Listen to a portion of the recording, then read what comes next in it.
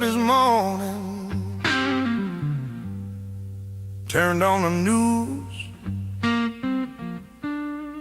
nothing but static and a whole lot of blues. Yeah, they're singing a sad, sad song.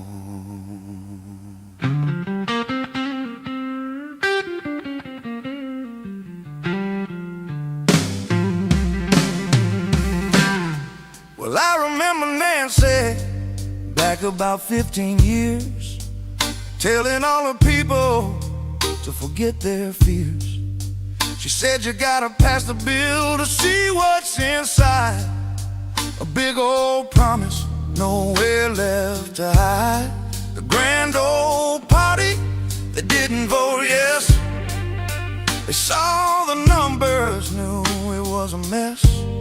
They called it a pipe dream, a house of cards.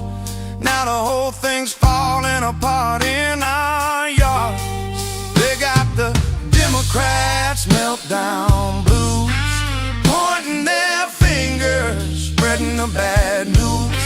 Subsidies are gone, the well ran dry. Now they're looking for a villain and a place to cry. They blame it on Trump, say Republicans are cruel for not fixing the game they knew they couldn't rule. Yeah, it's the Democrats meltdown blues, and the bills come due.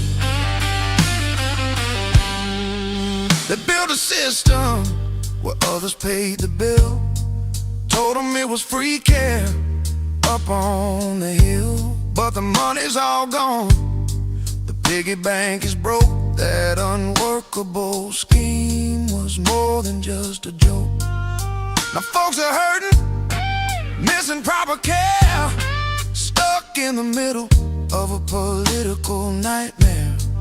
Families in tears, insurance disappeared, just the exact same outcome that the GOP feared.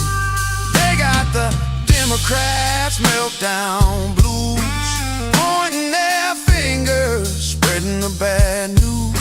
The subsidies are gone, the well ran dry. Now they're looking for a villain and a place to cry.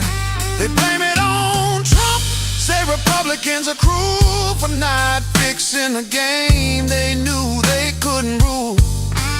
Yeah, it's the Democrats meltdown blues, and the bills come due.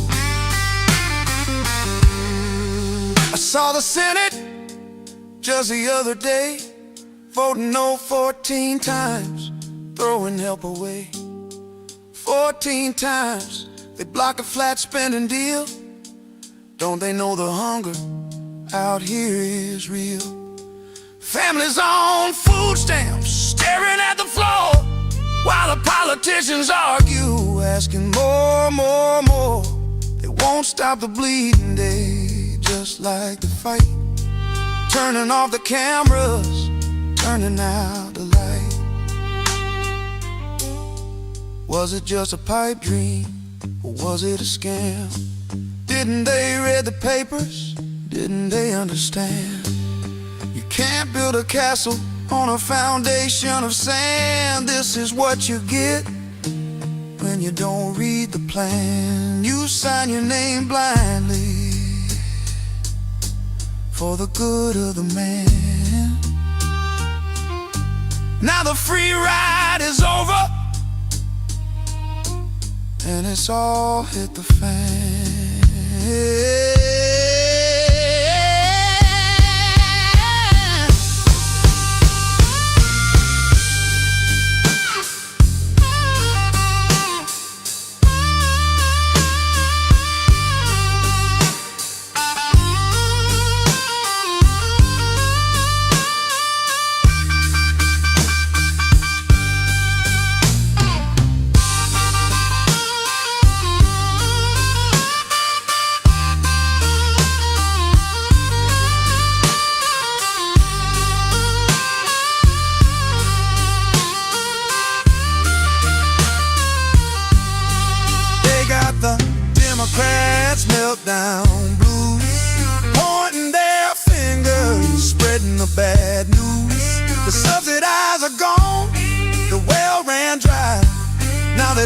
for a villain and a place to cry.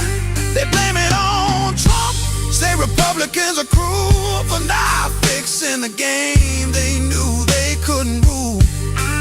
Yeah, it's the Democrats' meltdown blues, and the bills come due.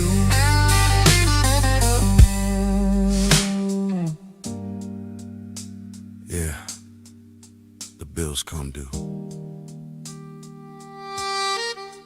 Families in tears, no more money. That's what you get when you don't read the bill. Just singing the blues.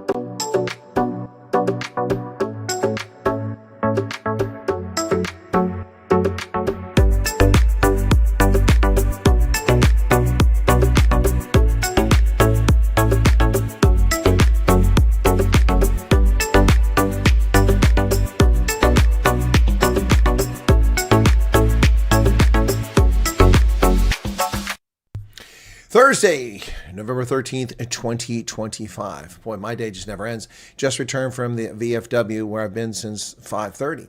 So another 5 hours put into that. So welcome back to the program, ladies and gentlemen. I did set the stream up earlier so that we would make sure that I wouldn't miss it and not have time set up. I had a feeling I'd be running late, and I was. So thanks for joining me once again. For those of you on the other side of the world, I just can't get my hair to lay the way I want there. On the other side of the world, welcome back to the program, and happy tomorrow there. On the other side of the world, welcome back. There we go. Okay, that's working. Just checking the sound. So, plenty of things to talk about of interest tonight, and we'll get to that. If you got a topic, feel free to bring it up here.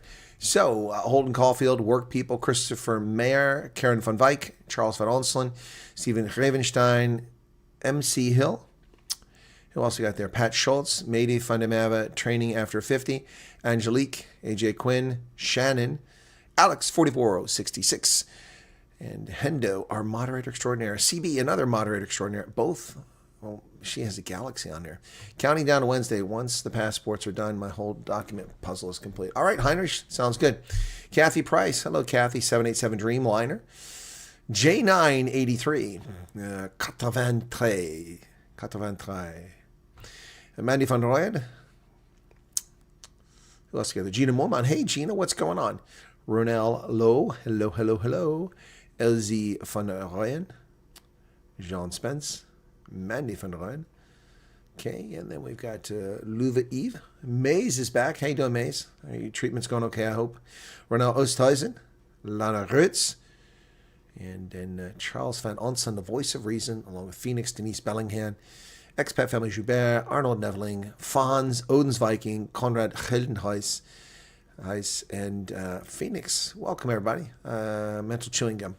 Hey, good to see you all there. So let's get into some of the stuff to talk about tonight. Let's start off with the fact that according to when did they publish this article? They don't put the time up. I find that irritating when news sites don't put the time up when they publish an article.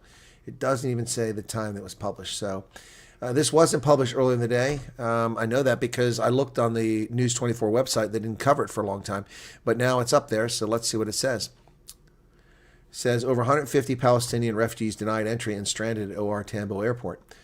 Humanitarian crisis unfolding at OR Tambo Airport, where more than 150 Palestinian refugees reportedly seeking asylum in South Africa have been denied entry and left stranded on an aircraft. There's a problem with that statement. So first off, if they're refugees, they're not seeking asylum. If they're asylum seekers, that's different. But they're also not refugees. In the words of Ronald Lamola, these are not refugees. They're not living in tents. They're not fleeing from a war zone. There's no war in Gaza, unless you count Hamas executing people in public as a war. And they have not registered with the United Nations. These are the preconditions that the Foreign Secretary for South Africa said were necessary, therefore denying the true legal status of South African refugees coming to the United States who are legally refugees. He wanted to deny that. So using his own standards, I'm saying that these Palestinians are not refugees. That is a false statement. Therefore, perhaps they could be asylum seekers. And I have looked up and researched the law. In fact, they can be asylum seekers. South Africa has got their head up their backside.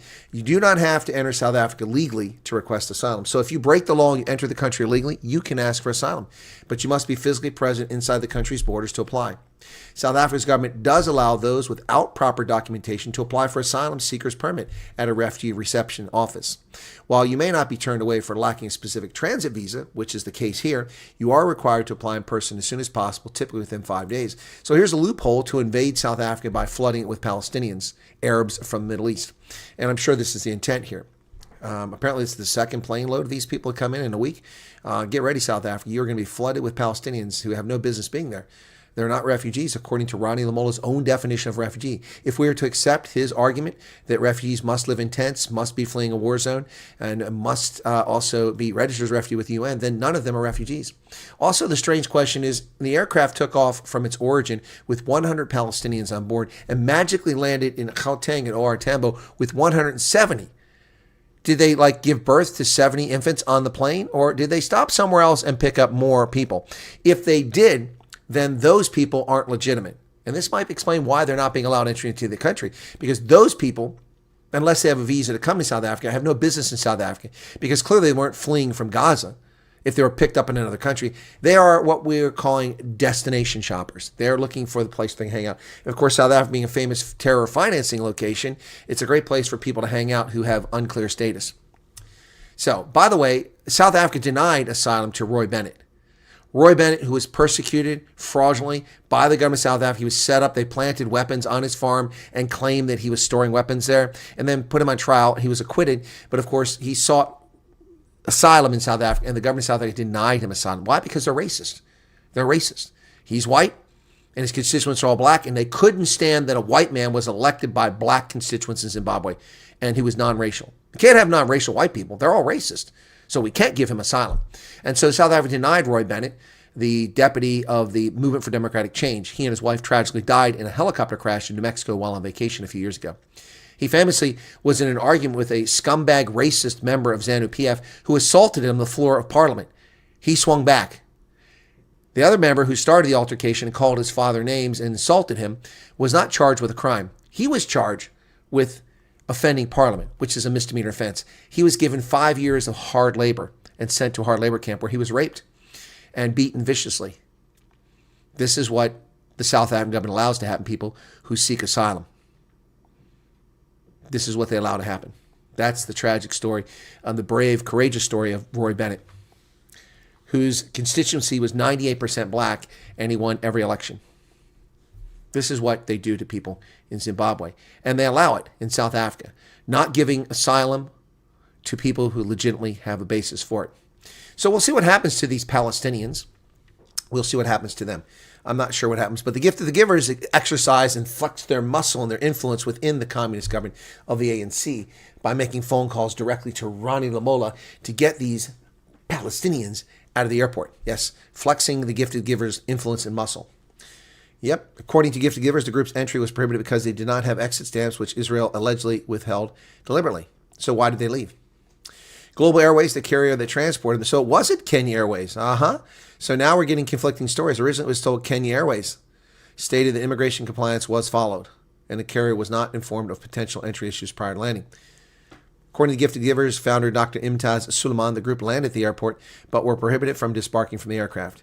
By 9 o'clock tonight, they were still in the aircraft. Wow. Now it's early morning. Global Airways, which flew in from Nairobi, that's why we were told it was Kenya Airways, confirmed the passengers were denied entry, stating that it had followed all the requirements under South African international immigration laws before flying the group in. The airline stated that it had to share the list of 153 passengers and their travel credentials with the relevant South African authorities 24 hours before the charter flight's departure. At no point prior to landing Johannesburg's airport at 7:50 today was Global Airways informed that the passengers would be deemed inadmissible. Global Airways is cooperating with the Border Management Authority and will assist with the repatriation or onward travel for the affected passengers. It's not yet clear who facilitated the travel of the Palestinians.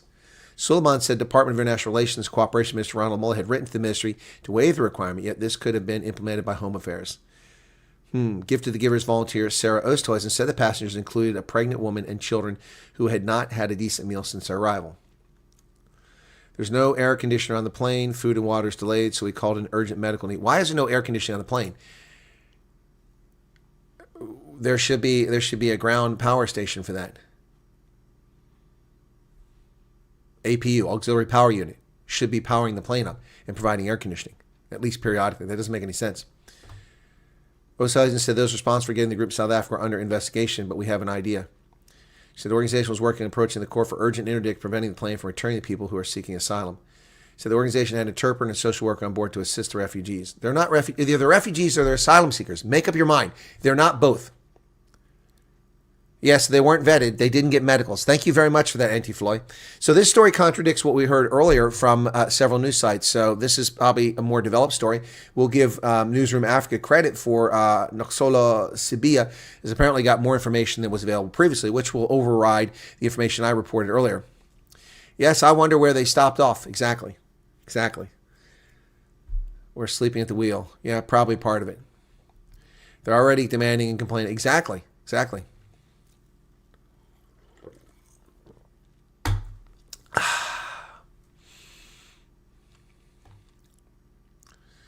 Yes, May's disappointing. Well, I'm going to reach out to Dr. Suleiman, but I'm not going to do a live. I'll do a private interview with him and see if he can tell us. I've refreshed twice now and buffering's still too much. We'll get a few minutes. Kathy, what you need to do, if you can hear this, pause the feed. Let it wait for a minute. The data will come through. You have a problem with your data flow, and then play it. You'll be behind the stream, but you'll be able to watch it. Normally that works. All right? Usually 1 minute is long enough. Okay? Natural Raw Pet Shop today. What is that?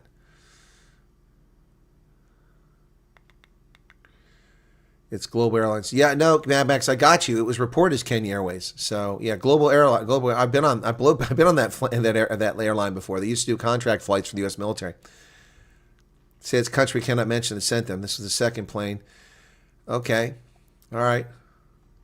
You sent me a video on WhatsApp. Who was it? Mad Max to send me that? Yeah, Mad Max. Max.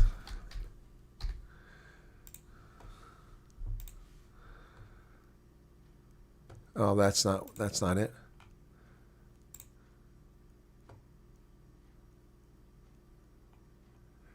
Well, Mad Max, the picture you sent me of that email, I don't even use that email. So if they want to send email there, I'll never find it because I never go there.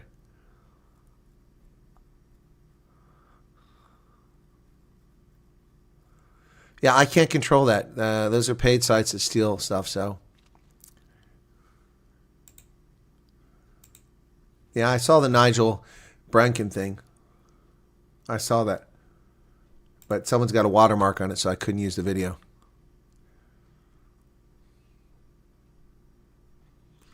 Flights from Lift Airlines to Zionists, and they're sending Palestinians all over.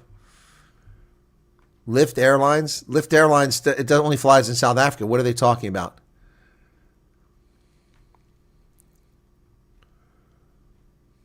And what's this? Gift to the Givers.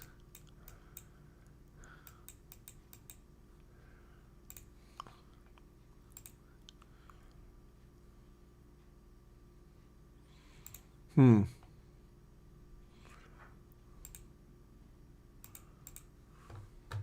already seen the things you sent me. Yeah.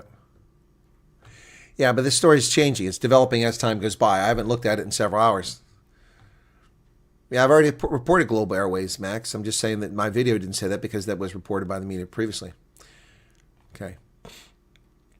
Third-class citizens of our own country, Chinese and the Palestinians get preference over us. You are correct about that.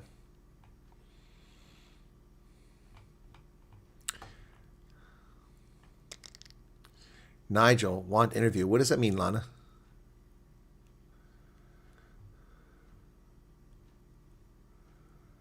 Let's see what Angelique said. I see no Angelique comment. Replace taxpayers with people that like to not work and live off of government funding. Well, that's what I said in my video. It's odd that people come to South Africa to be refugees from the Middle East.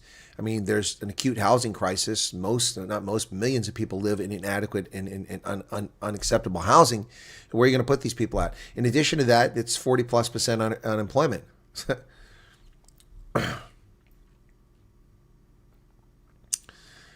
Okay. Anyway, so there you go, folks. 150 Palestinians. So crazy. Meanwhile, here's an interesting shakedown. So this is interesting. They shook down Google. This is more abuse by the South African courts against American companies. Another reason why the U.S. has a problem with South Africa. Dominant Google agrees to $688 million payout for South African media. So we've just given money to propaganda outlets. They shook them down. Google will pay South African media houses $688 million over the next 5 years. The tech giant struck an agreement with the Competition Commission as Commission finalizes its digital media platforms market inquiry. The Commission found that Google's dominant in search and has not been distributing the money it makes from news from the creators of the content. What money does Google make from news? What money does Google make from news? From search? Google's agreed to pay South African media houses $688 million over the next 5 years. Thursday, the Competition Commission published its final report. It brings an end to more than 2-year investigation into the Commission that launched to determine whether there are features of digital platforms that distribute news content that may impede, distort, or prevent competition. They don't distribute the news. They give links to take you to the website. I mean, when you click on a link from Google News, it takes you to the website of the company that has it. They make the money from the advertising, not Google. This is just a pure shakedown. Big tech companies distribute news, including Google, Meta, TikTok, and Microsoft, have all reached an agreement with the Commission to either change some of their practices or introduce new support mechanisms. This is just a way to shake down from failing media houses, giving them a lifeline. They're giving them a lifeline. Yep. Several online platforms are relevant to news distribution and have been mentioned. The report, the inquiry has focused significant attention on Google. Huge volumes of traffic are directed to publishers from Google through a number of channels, including Search, Google Discover, Google News, and increasingly through links on AI-generated search results. This means that any change Google makes to its offerings or algorithms can have a huge bearing on the volume of traffic. True. The New York Post no longer ever shows up in searches on news. New York Post has dropped. So should the New York Post get money because they're not being in the search algorithm? Google has argued that displaying the news was not very lucrative for the company. It isn't. How do they make money from it? As news results aren't particularly attractive to advertisers, Google estimated that news content generated less than 35 million rand in 2022. Yet they're going to pay South African companies from a shakedown. This is another reason why South Africa has a problem with the U.S. They're shaking down our companies to keep their failing, bigoted, racist media operations going. Yep. Wow. It said the news is an important part of the content offering the Google Surface, which meant that the value to Google should be viewed in terms of how frequently Google surfaces news content. In search, Google maintains a dominant position where news represents 5 to 10% of queries. So Google should be punished for being successful. They didn't show that Google was anti-competitive or monopolistic. They didn't prove that Google did anything to harm any of the news outlets. In fact, Google directs lots of traffic to News 24, to Daily Maverick, to the IOL. So they should be licking Google's boots. Okay. All right, so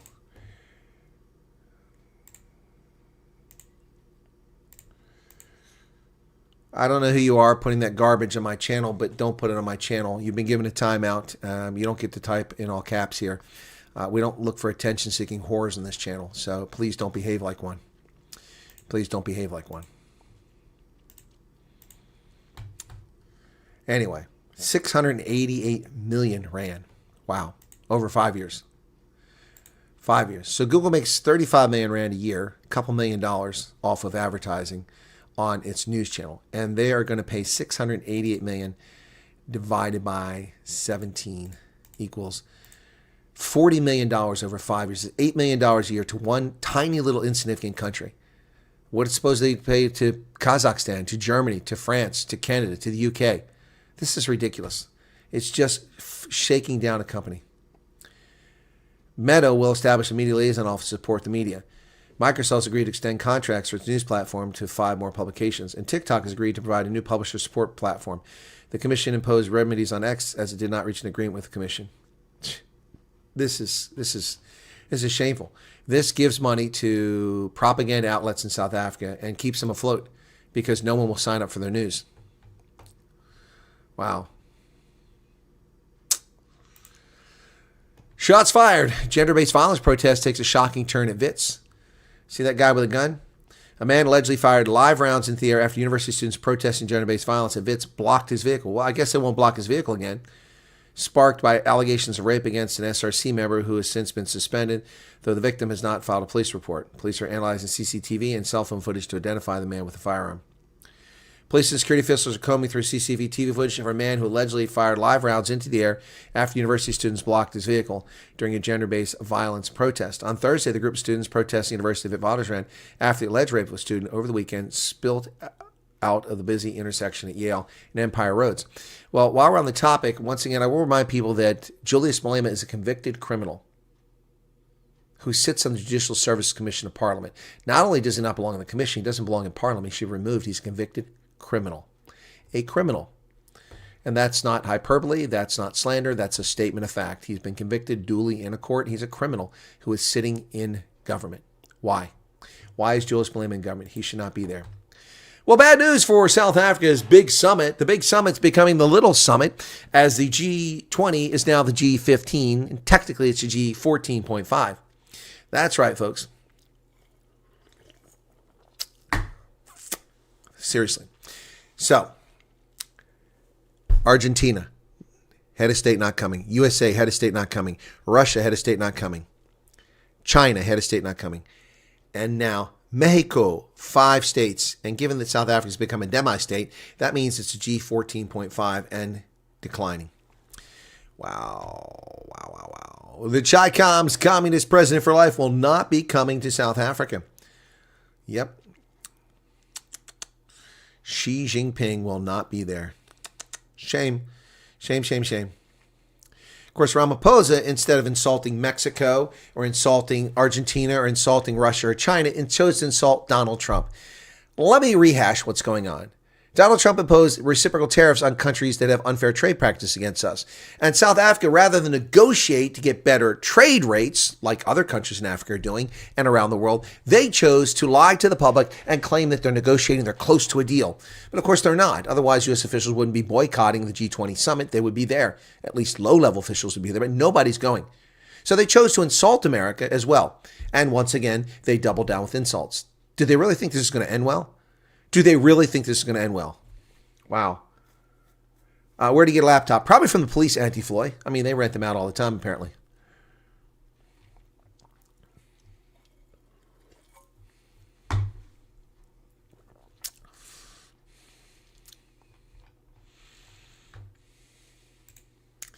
North Africa's oil giant, Libya, is shipping export of over 600,000 barrels of premium crude from its Shadar field. Wow. Libya's Zalaf Oil and Gas Company, North Africa's oil giant, has shipped its first export from the Shadar oil field, delivering over 600,000 barrels of premium crude. The Shadar field was discovered back in 1968, began producing in January 2025 with initial yield of crude and associated gas. Guess what? It was discovered by an American company, which is not profiting from it. In 2023, Zalaf signed a contract with U.S.-based Honeywell for engineering work on the planned South Refinery project. Refinery was designed to process 30,000 barrels of crude per day, producing conventional petroleum products. Production at Shadar, however, began in January 2025, initially yielding 1,500 barrels of crude per day and 7,500 million cubic feet of associated gas from 5 wells. Since then, output has steadily increased, culminating in the recent shipment of 600,000 barrels of high quality. Wow. This oil was discovered back in like 1968. An oil source within the Arabian Gulf Oil Company told Reuters that the company's total oil production had reached 310,000 barrels a day by the end of October. Not bad. Historically, Libya produced 1.6 million barrels per day before its conflict. But that field was discovered back in 1968 by an American company, which isn't participating in its development all these nearly 50 years later. The BBC has apologized to President Trump for its propaganda and its intentional editing to distort world opinion against Trump, but they refuse to pay. Well, they will see them in court. The BBC has apologized to President Trump for a panorama episode that spliced parts of his January 6th speech together but rejected his demands for compensation. The corporation said the edit had given the mistaken impression that President Trump made a direct call for violence. No, that was an intentional effort to undermine U.S. policy and to besmirch America, and the BBC should be disbanded or pay the $1 billion that they owe Donald Trump. Case closed. Case closed. Yeah, why would Israel send Gazans south there? It makes no sense whatsoever. It's a stupid allegation. Well, mutant meat is entering the Canadian market after decades of being told no. Cloned meat will soon enter Canadian grocery stores without safety reviews or labeling. Health Canada recently scrapped its 22-year-old policy that classified cloned meat as novel foods, removing pre-market safety assessments, allowing these products to be sold with no disclosure. It sparked outrage in the U.S., where similar products have been quietly on shelves for years without labels. The FDA approved meat and milk cloned cattle, swine, and goats along with their offspring back in January 2008. Nearly 2 decades later, many Americans are now only realizing that cloned meat has been part of the food supply all along. Social media users have reacted with shock and disbelief, calling the situation unacceptable. Others claim they unknowingly purchased cloned products and say the FDA has failed American consumers. Many Americans oppose cloned meat due to concerns about animal welfare, food safety, and ethical religious objections. Opponents have highlighted the high rates of suffering in cloned animals, including health problems and miscarriages, and the risk of antibiotics or hormones entering the food supply. Ethical objections often include general unease with the technology and fears that could lead to human cloning. Well, anyway, Canada will now let cloned meat into the marketplace. Canadian travel to the U.S. has dropped for the 10th consecutive month, and who cares except people that rely on that money. The drop can be reflected in air and car travel, according to Canadian statistics. Tensions over tariffs placed by the Trump administration spurred calls for Canadians to spend their money at home. Canadians are keeping up their effort to boycott travel, with air travel from the country dropping nearly 24% and car travel by more than 30%. What they don't tell you is that Canadians are suffering because their economy is collapsing around them because of the tariffs. And that's one reason why there's fewer and fewer Canadians coming to the United States. But that's what they get for going too close to the sun. Like Icarus, they flew too close to the sun and the wings are melting. Alaska has the highest share of veterans of any state in the Union. The highest percentage of veterans in the country, according to new economic data from the State Department of Labor, roughly 59,000 of the state's residents are veterans, making up 8% of the state's population, while the national average is 5% of the population. State economist Dan Robertson said the military brings many service members to the state. He said many of them make Alaska their home after they retire. The study describes a veteran as someone who's 18 or older and who's served on active duty in the Army, Air Force, Navy, Marines, or Coast Guard, or the Merchant Marine during World War II. Those who served in National Guard reserves are only considered veterans. It must mean since World War II. Alaska has long had a higher share of veterans than any other state. More than 35% of veterans in the state are over the age of 65, according to data. Almost a third are between 35 and 54. Montana, Wyoming, and Maine also have large shares of veterans, while New York and New Jersey have the lowest rates. That explains why they're so much less patriotic, perhaps. Alaska would share a lot of those things with all three states: rural, hunting, fishing, and natural beauty. There you go, folks. Alaska. North to Alaska. We're going north. The rush is on. Well, what are you looking for on Amazon's Black Friday? Hey, well, you can't buy it if you're in South Africa, but here in the States, for my stateside audience, here you go. 10 early Black Friday deals. Okay, let's start with that. Anker Nano 30-watt USB-C charging block. Yeah, there you go. Only $11 on Amazon, marked down from $20. Dyson's Hot and Cool Jet Focus Heater and Fan, 34% off. Only 330 Smackarolas at Amazon. Apple Watch, wouldn't buy it if they gave it to me. $249 now, just $160. O-Cedar Rinse Clean Spin Mop and extra refill, usually $63, just $40 at Amazon. Now that might get my attention, 36% off. The Earfun Air Pro 4, no thank you. $120 marked down to $70. Greenworks 80-volt cordless electric snowblower. Ooh, okay, now you got my attention. Guess what I'm buying? Oh yeah, baby. Oh yeah, I think I'm gonna get that bad boy. I don't want where I'm gonna find $330, but I'm buying that. I can't shovel the snow with this hip like I used to. $330 for a cordless electric snowblower. Oh, baby, sign me up. Sign me up. Yes, Dyson's very good, but they're very expensive. Sir Richard Dyson is loaded, man. Where's this at? Usually it's $500. Now it's just $328. Oh, baby. Yeah, I'm loving that. I have Greenworks. That's who my lawnmower is. They got some good stuff. Yeah, I think I'm going to buy that one. Yay, bo. That looks good. A good thing I put this on the news tonight just to share it with you. All right, what else we got here? So that's that. Then we got Lego. Botanicals Petite Sunny Bouquet Flower Set. 30. It's marked 24. I don't think I need that. The TP-Link Tapo Matter Mini Smart Wi-Fi plug. Huh? Okay. All right. That is marked down from $15 to $12. Samsung Freeform hard side 2-piece suitcase set.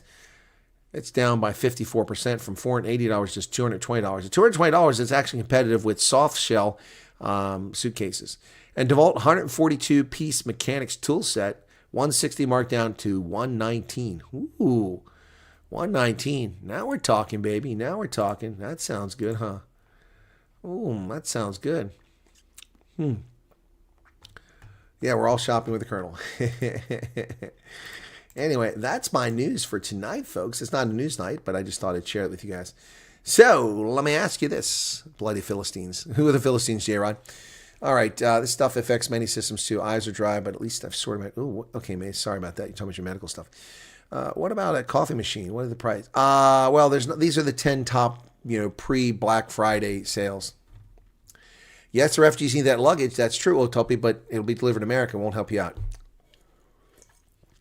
Willem, what's going on, man? All right, so what else we got here? They made clone meat legal a while back. I see there's an outcry for cattle dying from bovar feed. Ugh. I didn't know Plum Island had a meat packing plant. Neither did I. Andre Mostart, what's going on, man? One never knows. Go pray and ask our eyes. Okay. Sorry to hear. Okay. You guys talking to Maze. Okay. You're chatting with it. You guys are chatting with each other, not with me. I can just sit back here and relax. You guys just chat. I mean, people are watching the show. I don't have to say anything. You're not paying attention to me. You're just chatting with each other. Paul Stapleberg, what's going on, man? I don't know about floodgates. With Islam. I thought you were talking about refugees coming over. Yeah, I don't know. I don't know what's going on there. I'm going to try to see if Dr. Suleiman. Yep. We'll see if available for an interview. Big shock coming for us. Never experienced snow before. Has it snowed yet, Willem? It will. It's already snowed in South Dakota. Oh, Maze is coming. All right, but everyone's talking to you, Maze. They're not paying attention to the show. So, yeah. Quit moaning. A flamethrower. I don't need a flamethrower. Who needs a flamethrower? Anyway, so let me take a look, see if any more news is interesting off of the Google News, apparently, which is going to pay out 688 million rand. That's a lot. Epstein files, the hemp industry. Okay. South African minister slams genocide claim ahead of G20. That looks like an old story. Huh. Federal agents shoot a car during a DC chase. UK commentator who praised October 7th victory lands in London after U.S. deportation. All right, well, he got kicked out. Cyril Ramaphosa hits back at Donald Trump's boycott. But they're not hitting back at China or Argentina or Mexico or Russia, but they choose to attack America. Well, Paul, I was surprised to see Mexico's not going. I don't know, but maybe Italy. I think Malone, she might not go. That might be one. Hey, Rena, what's going on? Saw that Black Friday ad for Echo Flower generators. You know, something we don't know. Echo Flow. Probably. The people at work tell me I'm in for a rude awakening as I'm already freezing in the mornings. Apparently, we still fall another... Oh, yeah, you're not even remotely cold yet. That's why I find it wild to see Burundians in Twin Falls. Twin Falls Delight, where you freeze your balls off tonight.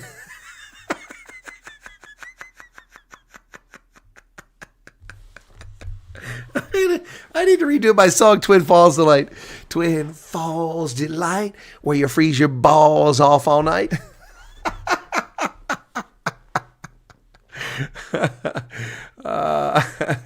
What is your song, Voice in My Head, called? It's called Voices in My Head. Well, I don't think I've loaded it up. And I just put 3 more songs or 4 more songs onto there last night. Yeah, that's a good one. Dude, you have no idea. You have no idea what's coming down your way. Oh, my goodness. Oh, my goodness. Yeah, I tell you. So last week on Sunday, I went out to buy steamed crabs, and I walked out in the afternoon with my shorts on and a T-shirt.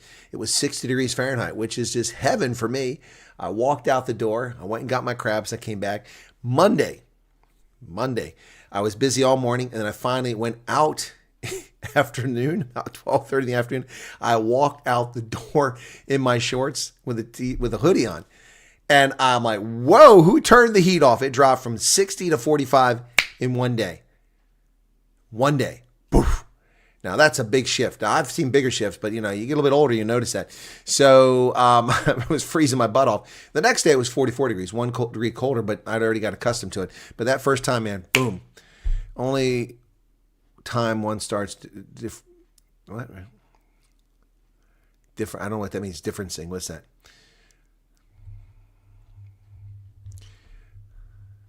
Expat family Joubert says, might be lucky to go to Pennsylvania. Got friends there that want me to come to Mechanicsburg.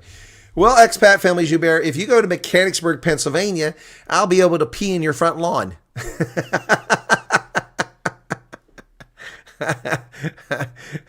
If you wind up Mechanicsburg, I can come pee on your snow. I'll introduce you to yellow snow. Mechanicsburg is a hop, skip, and not even a jump away from me. so expat family Joubert is always talking about, the FEMA tents in my yard. I can come pee in your yard.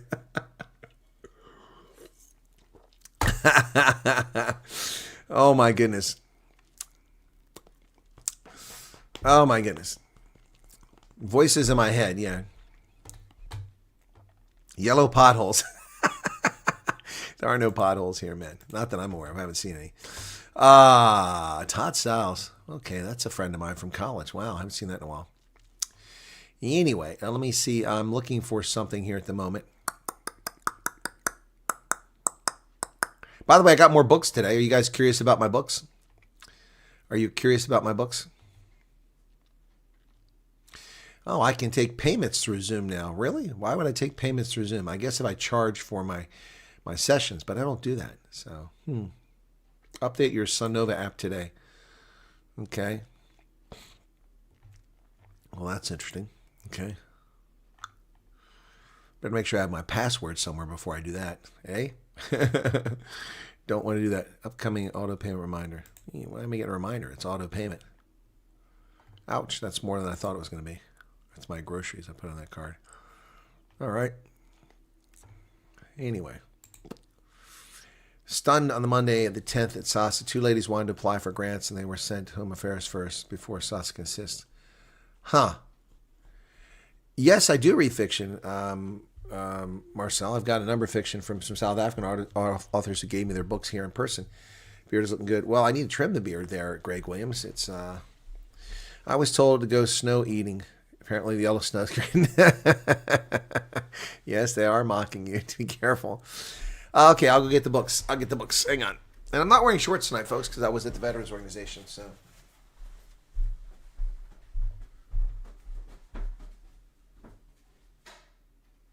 Where the hell did I put the books at? Oh, here they are. Here they are.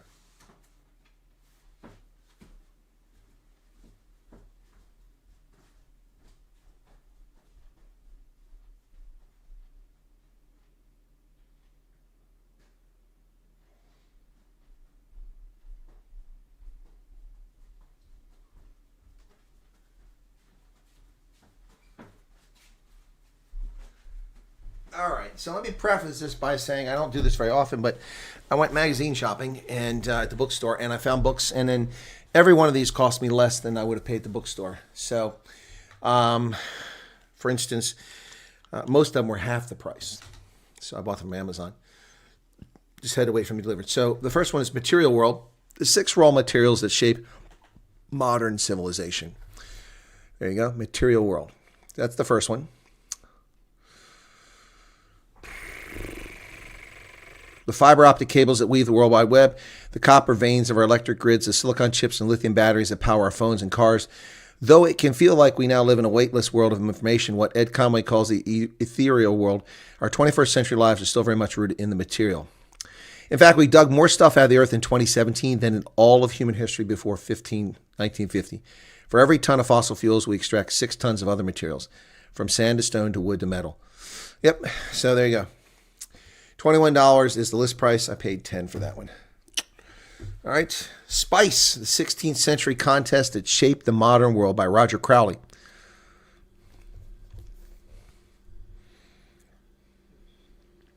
Spice, Roger Crowley. When the Portuguese finally reached the Spice Islands in 1511, the source of cloves, nutmeg, and mace, worth more than their weight in gold, they set in motion a fierce competition for control. Roger Crowley takes us on voyages from the dockyards of Seville to the vastness of the Pacific, the volcanic islands of Indonesia, the Arctic Circle, and the coast of China, all made in an attempt to dominate the fabulously lucrative route by sea. Rich in eyewitness accounts of adventures, shipwrecks, and sieges, this is the epic story of how spice brought the global economy into being. Okay?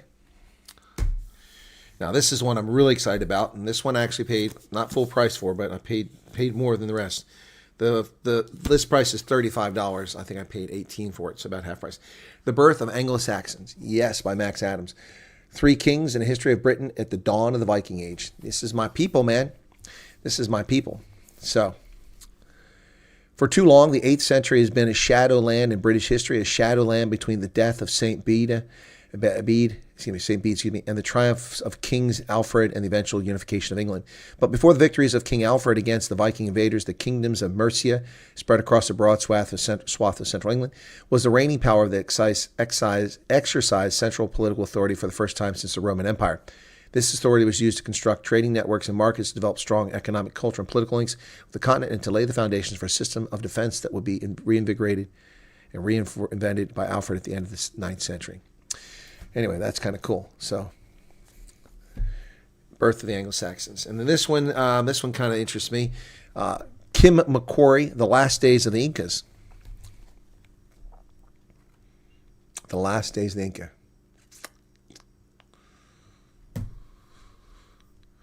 Yeah, if it wasn't for spice and silk, the East India Company would never have stopped at Capes. Yep. In 1532, the Spanish conquistador Francisco Pizarro arrived in Peru with a company of just 167 men. He brutally defeated the Inca Emperor Atahualpa and 80,000 of his warriors at the Battle of Cajamarca. The following year, the Spaniards seized the Inca capital of Cusco, believing they had succeeded in conquering the largest native empire the New World had ever known. But the Incas did not submit willingly. A young Inca emperor, the brother of Atahualpa, soon led a massive rebellion against the Spaniards, nearly wiping them out. Eventually, he was forced to flee to the Amazon, where he established a hidden capital in the jungle called Vilcabamba. From there, the Incas continued to defy the Spaniards, fighting a deadly guerrilla war that would last for 36 years. Wow, pretty cool. And finally, this one here, Land by Simon Winchester. How the Hunger for Ownership Shaped the Modern World. Land. So I also recently got the Dan Brown book. I purchased the Dan Brown book. The author, and I got it for discount in the warehouse. Land, whether meadow or mountainside, desert or peat bog, parkland or pasture, suburb or city, is central to our existence. It quite literally underlies and underpins everything. Enjoying the keen intellect, insatiable curiosity, and narrative verve that are the foundations of his previous best-selling work, Simon Winchester examines what we human beings are doing and have done with the billions of acres that together make up the solid surface of our planet. Cool stuff. Yeah, so these are some pretty cool books. Hey, Karen Graham, what's going on there? What are you up to? Yes, I agree with you, Marcel Bacchus. They do look like very interesting reads. That's why I purchased them. Looking forward to reading them. And then the other one, of course, I was the latest Dan Brown, which is pretty interesting, too. I haven't read it. That's fiction. You were asked. These are not fiction, obviously.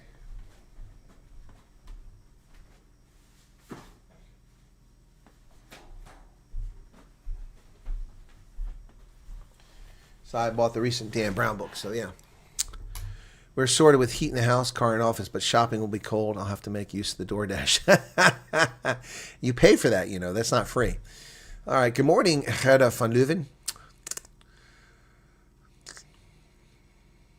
Gary Warren says, Anglo-Saxon, that's me. On the 10th, I noticed 2 ladies. Okay, I already saw that. Okay. Good evening to you, Rudolph Skeppers. And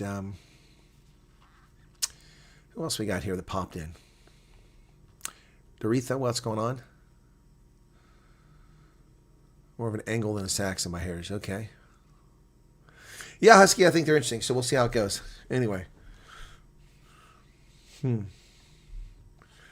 Anyway, so Javier Milei is not going, Xi Jinping is not going, Vladimir Putin's not going, Claudia Sheinbaum is not going, and Donald Trump's not going. And South Africa chooses to insult and irritate Donald Trump. That makes sense. I mean, they have no trade with Mexico. Virtually no trade with Russia, lots of trade with China, but it's not high value trade, and no trade with who's the other one? Argentina, But they have tons of trade with America, $22 billion worth. And, so now they got 30% tariffs. So they just choose to piss off Trump. That makes a lot of sense. With your sources, are you not able to find out who brought in the refugees, or are we not allowed to ask? You can ask. I don't have an answer yet. That wasn't a paperback, and it wasn't $21. Oh, you mean that's the original price? Yeah, no, it is. I mean, paperbacks like that used to be $7 to $10, and the small ones used to be $3.99. But it's outrageous. The small ones now are $12 and $15, and they want $20, $30 for paperbacks. They're crazy. That's the problem with my buying books in South Africa. I hate paperbacks. I prefer hardbound books, but most of the stuff I get in South Africa tends to be paperback, unfortunately. So I have to make a choice. Colonel Chris, waiting in anticipation. You're waiting for that. Okay. We want to relocate to a bigger home, Colonel, but unfortunately we do not have credit history, so based on what we're declining.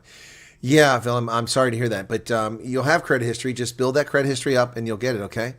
Especially with both of you working, and you pay your bills on time. As I've warned, by the way, here's my notes. People keep asking, one person keeps asking about the financial planning stuff. Here's my notes for the financial planning for South Africa. So this was compiled by someone else, and I've already gone through it. So here's some things on how to do the financial. I still got to make that video. I might be able to get to it soon. All right. So South Africa has bad etiquette. Okay. Yeah, South Africa's a demonic obsession with insulting Americans beyond me. I don't get it either, Marcel. I don't get it. The purpose of G20 is to make South Africa look important. No, it has no purpose. And we're talking about solidarity and debt relief and things like that. That's not the purpose of G20. That's what the IMF, the World Bank, and the UN are for. It's just ridiculous. The African Development Bank. You're welcome, Bill. Yeah, you need to make sure you pay your utilities on time if you're paying them now, which I imagine you are. You need to make sure your rent always gets paid on time. And take care of those bills first. That builds your credit history. And within a year, you should have a good credit score. And your credit score, you need to guard. Your identity, you need to protect your documents. Never leave your Social Security number laying around. Never leave your bank account numbers laying around where people can get to it. Shred all your documents, or burn them if you can out back, without burning your house down.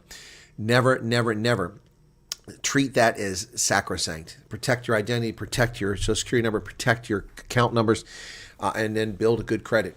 And yeah, your credit is who you are. Whether you like it or not, it's who you are. And Arctic is not here tonight. So since Arctic is not here tonight, look what I've got. Look what I've got. You guys see what I got tonight? Will you tell on me? Will you guys tell on me if I have Starbucks? I see that Arctic's not here. Who's going to tell me? Who's the tattletale? If I drink Starbucks tonight and break it, because it's been hard, guys. It was on the 5th. We're talking 9 days already. If I drink this Starbucks, are you going to tell on me? You going to tell on me? See, Kathy will narc on me. You narc. You narc. Who else? Who's going to tell me? Who's going to tell me?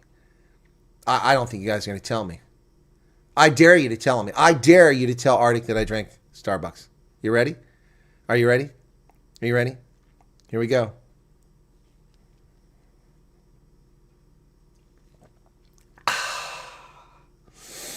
So good. So good. So good. So good. Am I testing you? If anyone tells you're blocked. I bet you have Coke in there.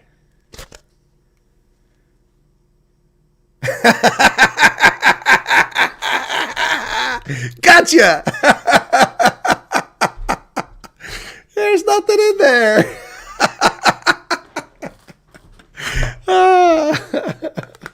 Now I know who my true friends are. My precious Starbucks. I'm going to shine it and polish it, my precious. Yeah, we'll talk about Rossi and the Springboks. I just couldn't resist. So, someone took care of me. These come out once a year. The red Starbucks cups are usually just red. This one they put like a little Starbucks store on it this time. These are cool. These are cool. Yes, Sue Marie, I am too honest.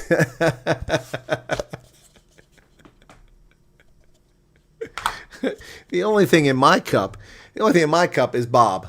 I should have put him in there to start with. Anyway, must have been a very, very naughty kid. No, I was not naughty. I was well behaved as a kid. Anyway, yeah, so someone got this for me. I have these going back for years. They're hard to get because they, like the local supermarket had them. They had like 63. That was it. And they were gone by like 8 o'clock. So somebody took care of me this morning and got this. So thank you for that. Yeah. Love it, I love it, I love it. And you got to buy a drink. You can't just buy the cup. So you got the cup. This time they didn't put anything in it. So because the person that got it for me knows that I've got this bet going on. So I just want to see who my real friends were.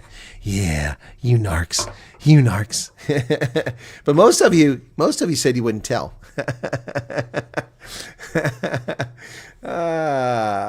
No. This is for Christmas. They do this every year for Christmas. They do the red cups. It's a one-off thing.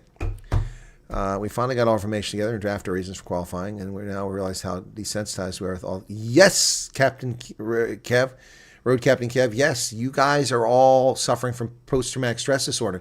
You don't realize it. I like Starbucks, not Seattle. Couldn't get me with all the dating ads. Now I keep getting a gay test. You're getting a gay testing meter. Willem says he thinks he'll die without Coke. Okay, somebody said something about addicted to caffeine. Where was that at? Caffeine addiction is real. Never believed until I stopped drinking coffee. Well, Sojourner, I hear you. But here's the thing. Some people genetically or biologically are inured to caffeine. I'm one of those people. You know, when I was bouncing off the walls a few weeks ago, everybody thought it was because of Starbucks. No, I can bounce off the walls without caffeine. Now, yes, there's caffeine in this. I'm drinking this now, but I can go without it. No headaches, no difficulty whatsoever. Yep. But I'm fortunate. Again, I have ancestors in the Midlands going back a few centuries, and that's the places where the Black Plague didn't touch entire villages because of genetic mutation. Do you know why? Because my ancestors were sleeping with their cousins. They kept it in the family. Hell, everybody 1,000 years ago was sleeping with their cousins. You didn't have much choice. Anyway, but seriously, there was a genetic mutation that supposedly is one of the reasons why some couple villages were completely untouched by the Black Death, the plague, bubonic plague. And so that genetic marker has been handed down over generations. And some scientific researchers believe that that's one reason why certain people in the gay community never get HIV despite having risky behavior, because it can't latch on because something in their DNA. I don't know. It hasn't been proven yet, but that's a theory. So, yeah. Did they not hand it to the Aussies last weekend? Yes, they did hand it to the Aussies last weekend, but I think we're going to be okay. I'm not a pity tale. Okay. Beyond the mainstream, what's going on? Rooibos tea is expensive in the U.S. Well, yeah, the 30% tariff. That's right, Chippy. Well, I have rooibos tea. I brought it back with me. I got a bunch of it.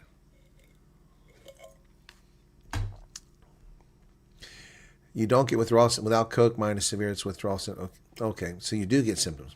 Malcolm, I still have my cappuccino every morning on deck, and I love it. Well, there you go.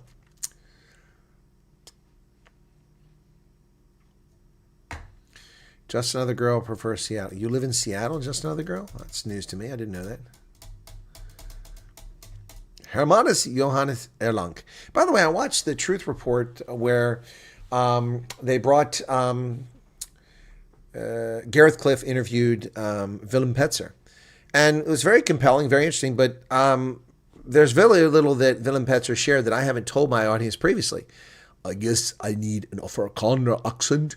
And if I have an Afrikaner accent like I'm a Boer, then I can say a few words in Afrikaans, and then people will listen to me more carefully when I tell them the history and how things really went down. Oh, Seattle coffee. Got you, Just Another Girl. Got you. Coffee's good for metabolism. Cocoa is good for circulation. Okay. Got you. Beth Haynes, what's up? Well, rooibos tea tastes like rooibos tea because I brought it from South Africa. If we start to buy a cup site and get you the money, pay Arctic, then you can stop punishing yourself. I'm punishing myself. It's actually fun. 9 days into it. Look what fun we had tonight with it. The little bet. This would have been silly. Why would we have done it otherwise? I had a couple people going. I said I dreamt I met you to meet and greet, Colonel. Hey, Amelia. Well, lots of people meet me and greets. It's possible. Proof that angels exist and want us to be happy. Coffee. Well, coffee is a fantastic, that's a story in itself. I have a fantastic biography of coffee. It's great. I have a biography of salt, a biography of oxygen, a biography of coffee. I love those theme books. All scientific and historical at the same time. I have a history of malaria book. Yeah, it's awesome. Alan says rooibos tea tastes disgusting. Not to me. 50-year mortgages, no thank you. No thank you. No thank you. I don't like my mortgage.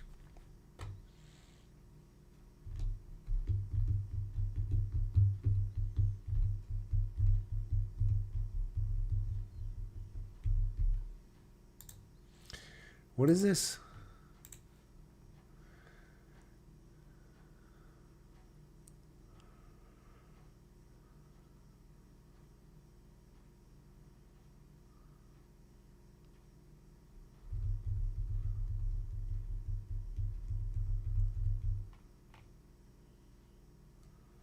Who the hell is Vishwargo? Congressional... Who the hell is this? I have no idea who this is. Is this an Indian congressman?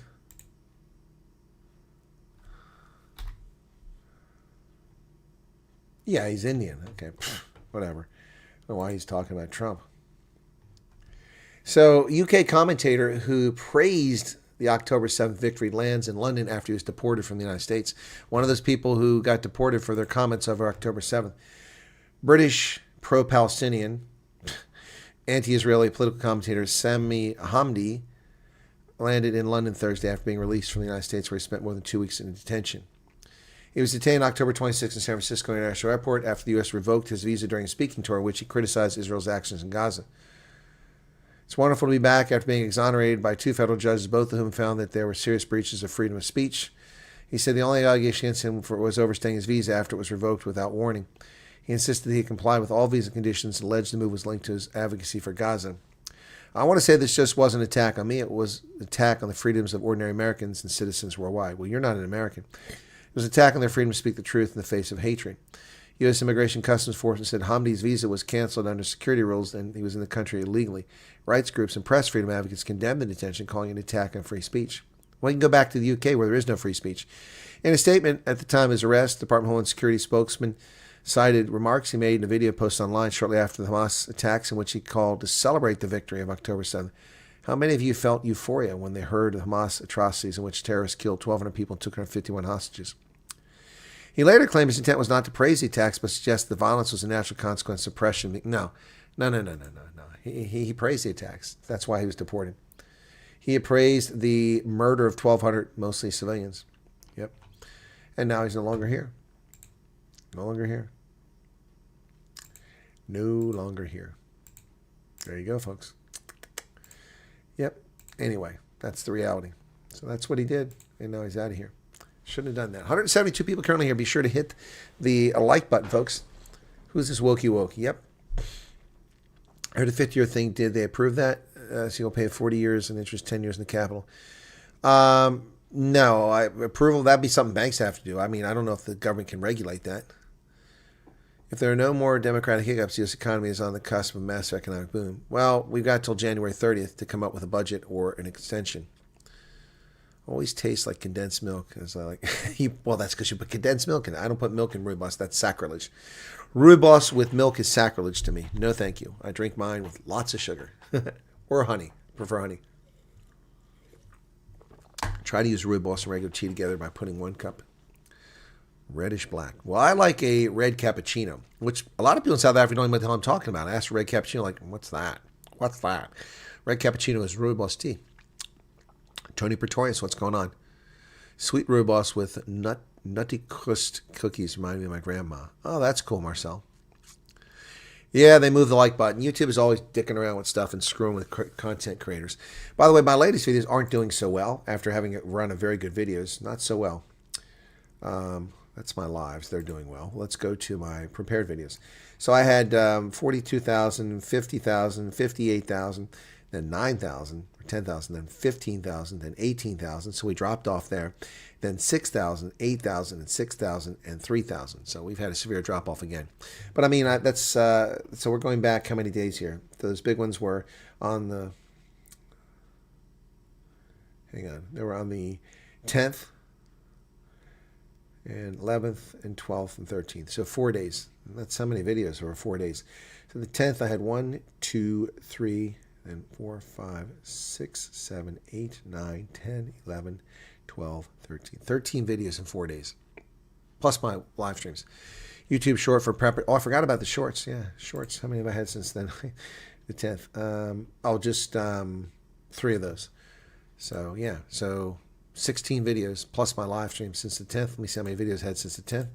Live streams in the last 4 days. Since the 10th, I've got 1, 2, 3, 4, 5, 6, 7, 8, 9. This is my 10th one. So that's 26 videos in 4 days. That's almost 7 videos per day. Wow. Crazy world we live in. Busy, busy, busy. Husky's out of here. Take care. All right. Plus, my song seems to be going okay. Yeah, that's doing all right. Well, that's one of them. I counted as a video because I had to edit that to put it together. Black rooibos, no sugar, hibiscus. That sounds elderberry. Your mother was a hamster and your father smelled of elderberries. Guten Morgen aus Bayern. Hey, Freya Menzel. Ja, grüß dich, grüß dich. Ja, Bayern gefällt mir sehr. Ich wollte ja eigentlich in, wie heißt das denn eigentlich? Das ist im Chiemgau. Aschau im Chiemgau. Ja, Aschau im Chiemgau. Das ist ziemlich schön, ja. Also, ich wollte dort leben, oder wohnen, ja. So, Aschau in Chiemgau. Tja, okay, so people, this is it. Ich wollte nur zeigen, wie schön das ist. Okay, Aschau im Chiemgau. So, here, oops, I want to go full screen. Why won't it let me go full screen, man? Open the maps, that's how I got to do it, okay? Open the maps, here we go, Aschau im Chiemgau. Where are you at there? Alrighty, so here you go. Here is Aschau im Chiemgau for folks. All right. So here it is right here. Schloss Hohenschau is there, and there is and there's Chiemsee right there with the Schlösser. You got Herrn Chiemsee and Frauen Chiemsee. But you've got the biggest lake in Germany right there, and then Aschau im Chiemgau is right here, just off the A8 Autobahn, and very close to the Austrian border. Very close to the Austrian border. So right there, that black line, you can see it says Österreich und Deutschland. So here's Aschau, and Austria is right there. So there you go, folks. And if you go down here on the Autobahn, where's it at? The 93, you got Kufstein. Where's Kufstein at? It's down there somewhere. I'm not seeing. There's Kufstein right there. Just across the border is Kufstein. They got a nice castle there too. Anyway, Aschau im Chiemgau. So let's take a look at Aschau. Lovely spot. Oh, look at that. Beautiful little foothills. There you go. That's the view I like. Aschau im Chiemgau. Look how clean it is. The streets are not potholed. No refugees clinging around anywhere. No asylum seekers. Yep. Oh, look at that. Just so schön. Aschau im Chiemgau. Stayed overnight there. A few nights. Many, many years ago. That picture is just stunning.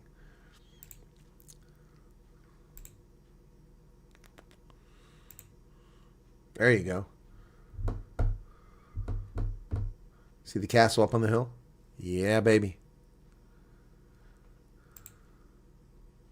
Katholische Kirche, weil it's Bayern.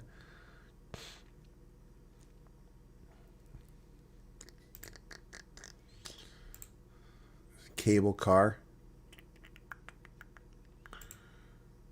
Ooh, that looks nice.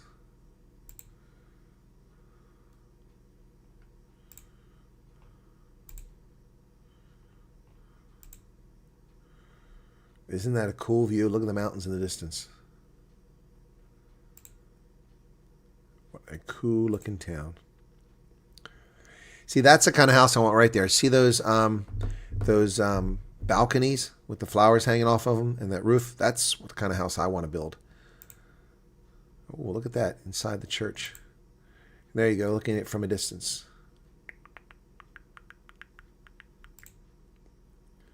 Just absolutely stunning. Heaven on earth. Aschau im Chiemgau in Bayern. So pretty, so pretty. Lovely, lovely, lovely. There's the castle from backside. There you go, looking down. There's Aschau. That's looking north from the south. Just stunning. Oh, here you go. Oh, baby. Isn't that lovely? Isn't that lovely? Yeah, the Patriot Confederation. I know that program. Okay, so he's invited you on, I presume, to talk about your experiences. That's cool. Wait a second. You can't go on there. You're my refugee. I need some more coffee. There's none in here. Never was. Okay. Sehr schön. Ja, sehr schön. Okay. Schloss. Where did Freya go? She said good morning from Bayern, and then I showed her Bayern, and she disappeared. What's up with that? Oh, it's nice of you to mention me. Tell him what a great, wondrous person I am. You can tell him I'm devastating handsome if you like. If you're comfortable with that.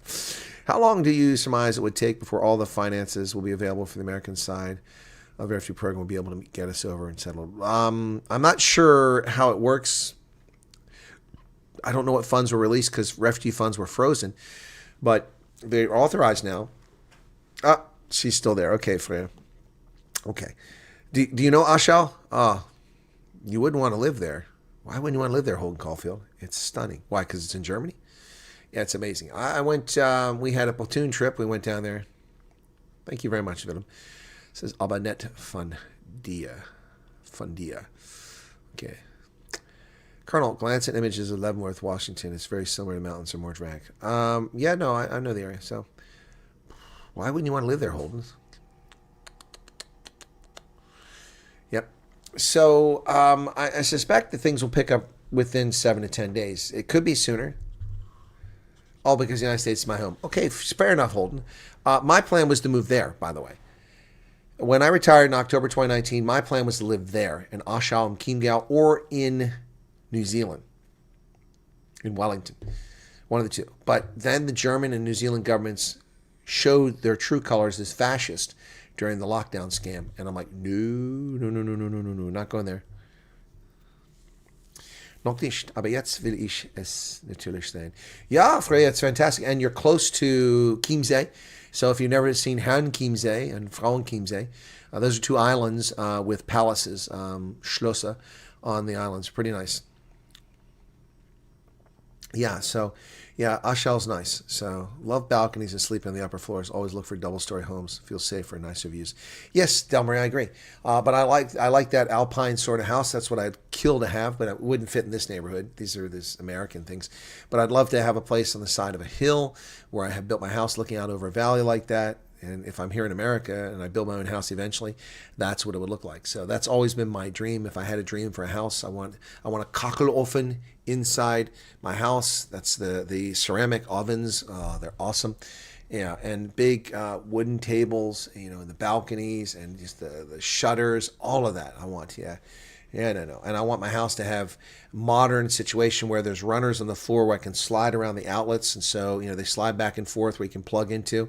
And then also have my fiber everywhere so I can just do whatever I need to do. A friend here of Germany won the German lotto. Well, that's amazing. I don't mind walking upstairs, even with the hip. Yep. All I want is a brick house. American wooden houses freak me out. There are brick houses in America, but you pay a lot of money for them. Unless you buy an old one. No, I'll do it now. I'll climb the stairs with this leg now. Yep. Plenty of locations like that right here. Where? In Washington State or where? Did you watch Gareth? Yes, I did. I was talking about this a short while ago, Charles. You must have just tuned in. And I said I found it interesting because I have been telling people most of what he said. There's very little there that was new to me. I've been telling people that over the course of the past 6 years, but I guess I do not have an Afrikaans accent. If I had an Afrikaans accent, then perhaps I would have 100,000 views on a conversation like that too. I have the Afrikaans beard and the pale skin pigmentation, but not the right accent. So anyway. No, I've told people about that. I told people about the landlords. I told people about how the area where the Trekboers moved into and what became the Gauteng area was largely depopulated because of Mfecane, and how they allied with the Tswana, with the Griqua, with the Sotho to defeat the Ndebele. I've told people about that. I also told people that about the relations between these groups, and also about how people were wiped out during the Anglo-Boer War. They had nothing, had to rebuild everything. It was a good conversation. Don't get me wrong. I'm not belittling. Willem Petzer did a very good job in that. But I've been telling people that forever. I haven't seen the whole series yet. Yes, Holden, but I'd have to build that in Wyoming. Colorado has gone too far left, and there are a bunch of pot smokers there. Arizona has turned left, can't go there anymore. New Mexico's always been left. It was always dicey, even though it's beautiful in the mountains to go there. So Idaho's a possibility, but it's got too many Democrats in the state. So Wyoming is the option. Several. Okay. No, I don't think you need an accent. Gareth is listening. It's not Gareth. It wasn't Gareth. He's not. No, I'm talking about Willem. Willem was telling the story. Well, I've been trying to tell a different aspect of that story for years. You know, they had nothing, Charles. They were wiped out. They burned their farms. They burned their homes. They killed 16,000 women and children. Yep. Tennessee's nice, Charles. That's a good, and it's close to the East Coast, so Tennessee's good. Here, let's take a map, like a look at map of Tennessee. Okay, maps. Tennessee. Oh, excuse me. My nose is itching. Excuse me. Tennessee. Tennessee. Let's take a look at that. I'll go to maps. All right, so let me get rid of this. Don't need that right now. Okay, so Tennessee. Here we go. All right, so Tennessee's right there. Now, let me show you where it's at in relations to the U.S. So there's the North Carolinas to the, and actually North Tennessee used to be part of North Carolina back in the early stages, and it was split off from it. North Carolina used to run all the way to the Mississippi. So it ran from the Atlantic all the way to Mississippi in the early days. That was its claim, but then it eventually became Tennessee. It was split in half. So Tennessee is there, and you can see it there. Okay, there's Tennessee in relation to the rest, and the eastern part of Tennessee runs through the Appalachian Mountains as it runs up the spine from northern Alabama all the way to Canada. So let's zoom in, Tennessee. All right, so here we go. Nashville, of course, is famous. Nashville is kind of in the center, up there on the top of the state. Nashville. My brother lives down near Nashville. Memphis is over here. It's famous for its blues and its music. Okay, but Nashville is famous for its country music. Memphis is famous for blues music. Memphis is also a murder capital of America now. Chattanooga is down here. That's a lovely spot, just above Mississippi, or Georgia, excuse me. And then Knoxville, which had a World Fair back in the 1980s. And Pigeon Forge, of course, is where Dollywood is located at. You've got the mountains here. So you got Nantahala National Forest next door in North Carolina. So if we zoom in a little bit, this part of eastern Tennessee is absolutely gorgeous. Beautiful stuff. Tennessee has no income tax, and it's well located. So if you go to Tennessee, say you live here on the eastern edge, you can catch the Interstate 81, which runs out of the state, northeast, and into Virginia. And there you go. Takes you right up into the main part of the country. Or you can go south towards Birmingham. And then you can also break off towards Atlanta. So it's a good spot. It's beautiful. If I lived in Tennessee, it would have to be in the eastern side of Tennessee. The Mississippi side doesn't do much for me at all. Say, look at here at Oklahoma, you've got the Choctaw Nation, the Chickasaw Nation, the Muskogee Nation, the Cherokee Nation, all Indian reserves, the entire eastern part of the state. Yeah, so anyway, there you go. Tennessee is lovely. Rather get an RV. RVs are very expensive. We found $4 million RVs a couple years ago. We're looking up RV for sale. Okay, let's see. So I want new and used RVs. Oh, hang on a second here. RV Trader. That's the site I'm not familiar with. Must be a newer one. Okay.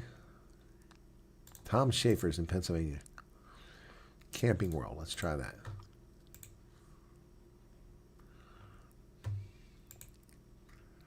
Blowout sale. Okay.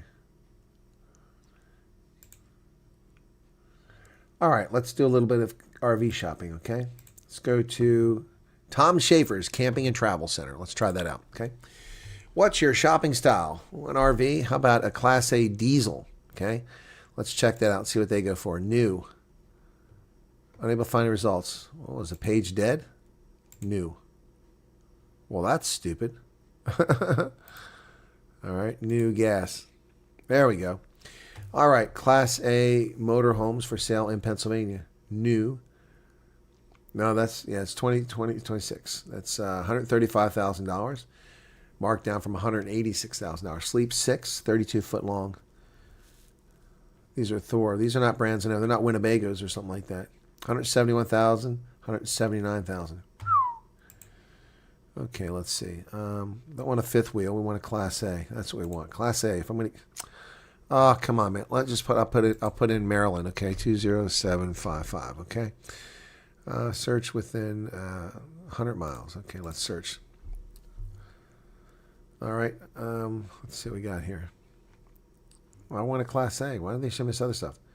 Anyway, no, I found this once upon a time. We found those ones that were like $4 million. They're too big. Nah.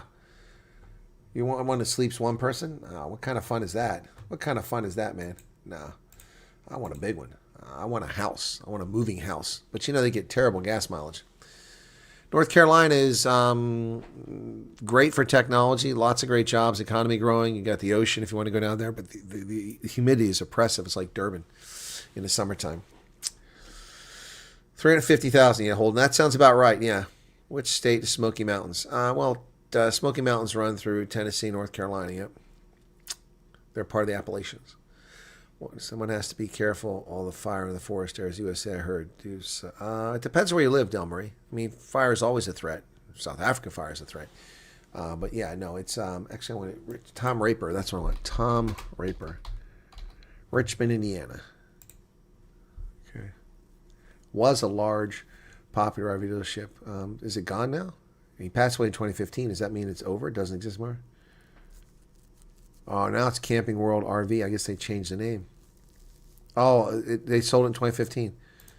Cincinnati Enquirer after he died.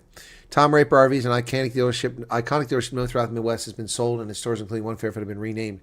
David Bain, who owned Richmond, Indiana-based Tom Raper for almost 13 years, sold the dealership to Camping World.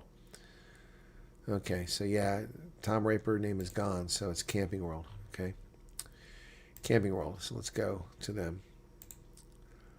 We take it. So that was Rich. That was Tom Raper, man. When I was a kid, Tom Raper, Richmond, Indiana. All right, so here we go. Class C, Class A. Here we go. Class A. I want a Class A, man. Here we go. Oh, these are cheaper than I thought. 137,000. Where are the Winnebagos at? These are all like Chinese-made crap, I think. I don't think they're... $1,000 a month is the payment on it. Winnebagos are made in Iowa, if I'm not mistaken. They used to be anyway. Winnebagos for sale. Okay, home of Winnebago. Here we go. All right, let's check out the Winnebagos. There you go. There's a smaller one. Class A, Peerless. There we go. That's what I want. Yeah. Peerless power, spacious style. Many RVers consider Class A motorhomes the ultimate RVs. Larger models can serve as full-fledged homes with features like guest baths, washers, dryers, loads of storage. Smaller ones are more maneuverable and provide more flexibility. Winnebago Class A models range from 28.5 feet to 41 feet long. Sleep up to 8 and are available for gas or diesel engines. Yeah. Class A Vista, 200. Okay, the Vista MPF is 235,000 is where they start at. Let's try this one here. No, I'm gonna try the Vista. What's the MPF? What's the difference? National Park Foundation. It's a limited edition. Gives you more freedom to travel comfortably with the coach size. Let's just start with this one. Learn more. The Vista from Winnebago. Look at that. My goodness. Okay, starting at 208,000. Compare models. Okay. What are you doing? Take me here, man.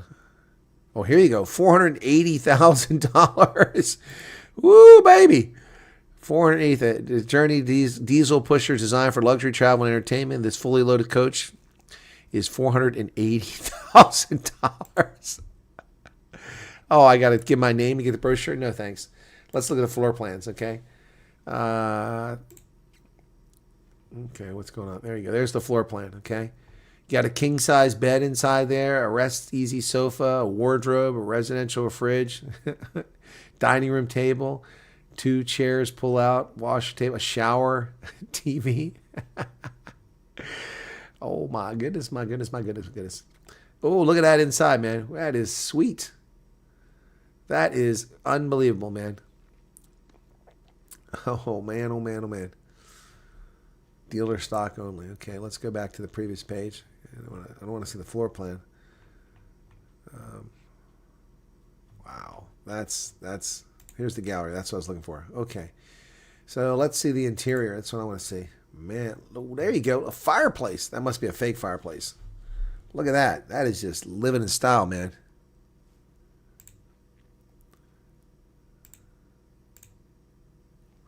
Look at that bad boy. I like the wood paneling. Wow, that's incredible. Small change for Americans. That ain't small change for me, man. I'd take a hell of a lot more super chats to get to that kind of spending.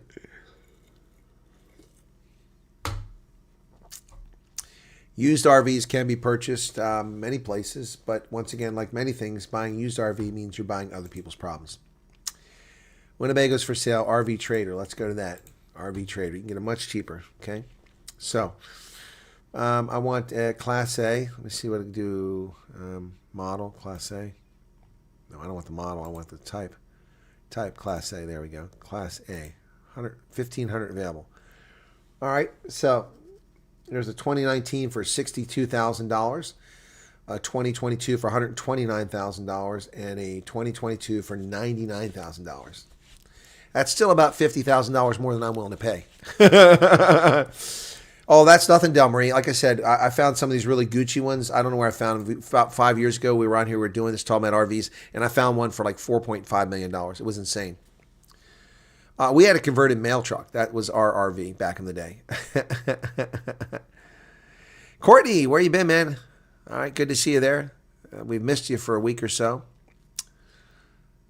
$150,000, not a bad price, but way too big for one. $48,000, heck no. Yeah.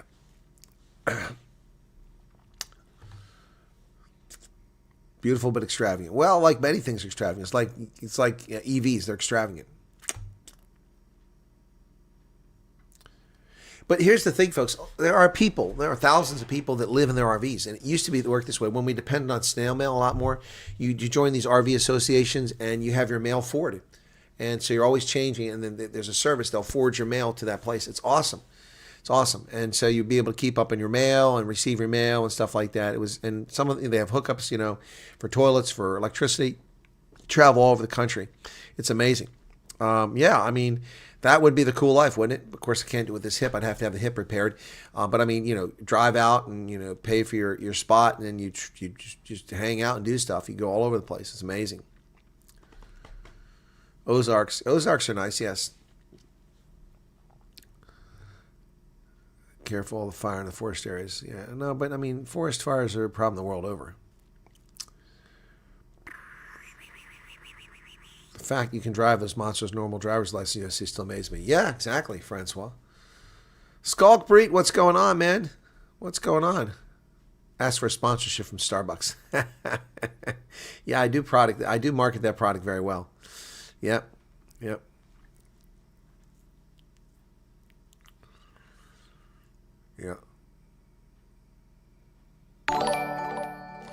And Elise Way just subscribed. Thank you for your subscription. Appreciate it. Thank you so much. Yeah, so you can get them cheaper, guys. I mean, it depends, but I don't want cheap crap.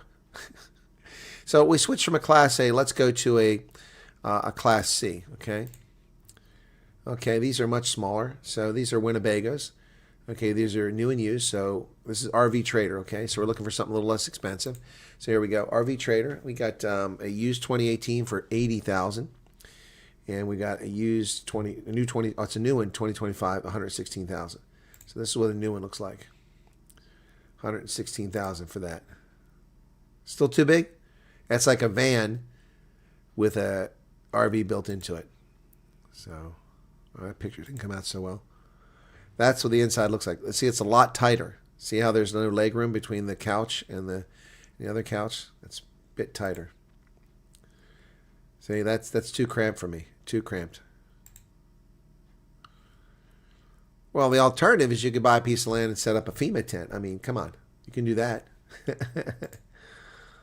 Okay, RV Trader. Let's see, Winnebago. Let's go back to Winnebago products. We'll go to Class C.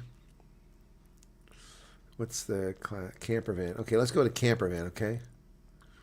This is probably more the speed of what some folks are looking for. Let's go for the Solus camper van, okay? Now this one you pop out the top. So not great for wintertime, but it's great for summer. See that? The top pops out, get ventilation in there. So those are $143,000. And this is the inside. Well, it looks pretty. Looks like it's a Chrysler truck, a Ram. That's what it looks like from back. Mosquito netting there. And you got your cooking. It pops out there. Look at that. Space for your bicycles. A little mount for them back there. You can just jam everything there. And there it is. That looks like Grand Tetons there. It looks like, but it's not.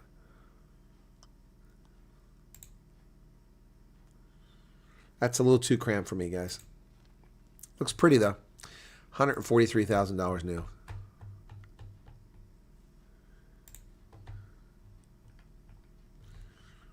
Well, we got a video here. I don't watch the video and get trouble. So anyway, yeah, it's a Winnebago. And Winnebago is the only brand, but it's an American brand. That's why I like Winnebago. Winnebago. Yep. Let's see what they say about Winnebago. Come on. Looking for... That doesn't say about us. I was looking for about us.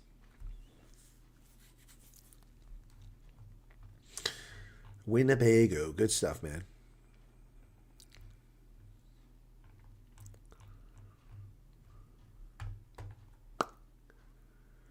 Anyway, that's good stuff, huh? If you want an RV. If you want an RV. Think about it. For homes and forests, I do get fire retardant paint. Yes, that's true. And you also ensure that you keep trees away from your house. You don't have to have them up on your house. You can build fire breaks around a home and still live in a forest. I love wooden cabins too, Tony. Love them. Would love to tour this country in an RV. I've not seen enough of this beautiful stuff here.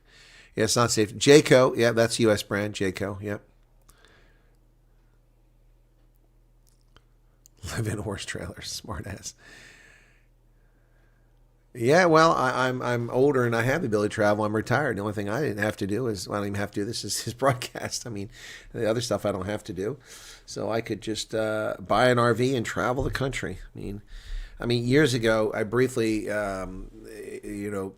pondered the idea of running a bed and breakfast, a little, Gasthaus in Germany, in a place like Ascha am Chiemgau. But then I realized that that's not a good life. I really don't want that. You have to deal with rude customers and people who try to get out and skip on their bill, and you have to deal with all kinds of staff, and it's just not a good thing. One of my friends built his own out of a Mercedes Sprinter bus, even installed solar on it. Yeah, like I said, my father, when I was a kid, took a mail delivery truck and turned it into a camper when we lived in that and traveled across the country. Yes, I can broadcast from RV, but I'm going to need Starlink. Yeah, Jayco is a U.S. brand. Let's look up Jayco. All right, you guys are talking about RVs. Jayco. Jayco RV.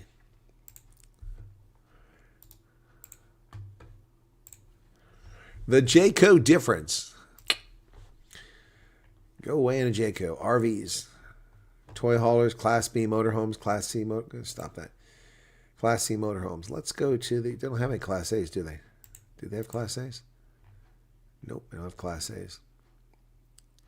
Oh, look at the political correctness here. We got a black father, a white mother, a white child, and a mixed race kid. Oh, it's just so DEI. So DEI. Where'd the white kid slip in there?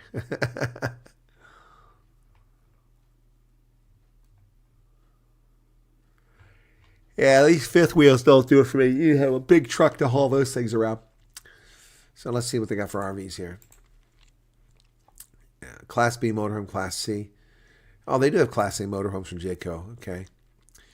So the Alante, the Precept, 33 feet, 38 feet. Oh, they don't have that yet. That's the Prestige. Ooh.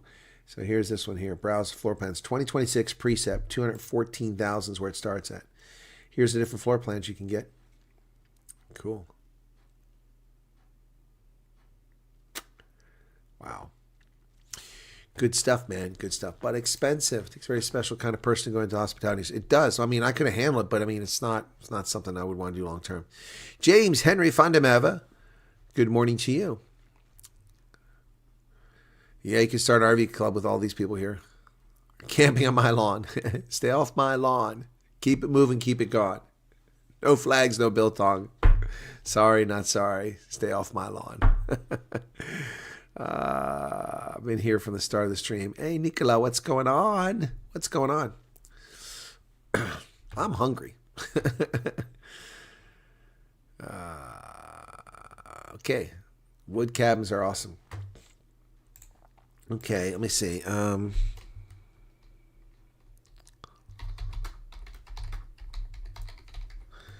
Log Cabin Builders, Pennsylvania. Let's see. Zook Cabins, Cozy Cabins. Let's go with Zook. Actually, not too far away. Let's see, website. Here we go. All right. Zook Cabins. These guys make log cabins. Okay? Zook Cabins. Built by hand in the USA. Ooh, that's what I'm talking about. That one over there on the right. Explore our cabins. Okay. Okay, log cabins. Here we go. The Mountaineer. Ooh. The Musketeer. The Frontier. The Alpine. Ooh, I want to try the Alpine. The Chalet. Let's try the Alpine. That looks cool. They're not all that big. 1,700 square feet is not that big. 2,000. Okay, the Canyon Lodge. Let's try that one instead. Ooh, looky there, man. That looks nice.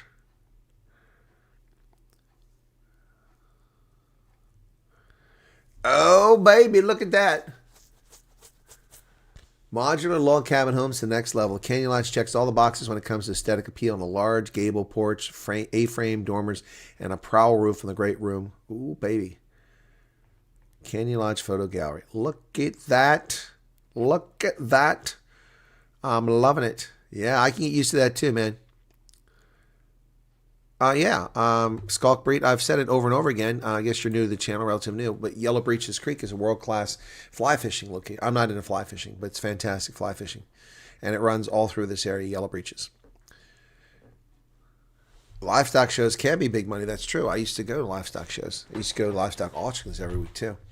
Livestock auctions is one of the reasons why I didn't want to become a veterinarian. I mean, people buy boars and they haven't been castrated, and the vets, they take them out there, and I walked in the back room, they string them by the back legs, they take a scalpel, they slice their scrotum open, they pull out their big pig nuts, they clip them, they take this mercurochrome or thiolate mixed in with Vaseline, they put it all over so they don't get infected.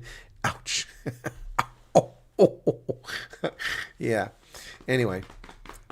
Yeah, that's pretty cool. So that's the Canyon Lodge photo. Let's see what else they got. Okay. I want to go back to the Alpine. Let's see what the Alpine looks like. Oh, this one looks really cool too, but it doesn't have 2 levels. That's one bad part about these. They don't have 2 levels. So the Alpine, okay. Here's the gallery. I like the other one better. This looks more like something that the Unabomber would have. It looks like something the Unabomber would live in.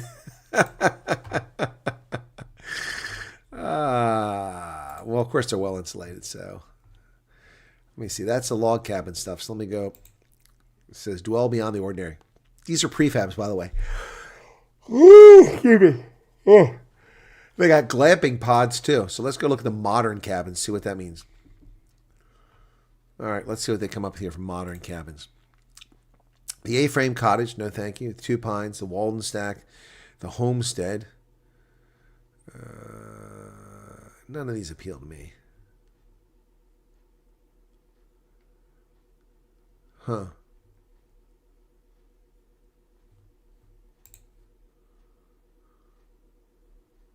That looks rather bland.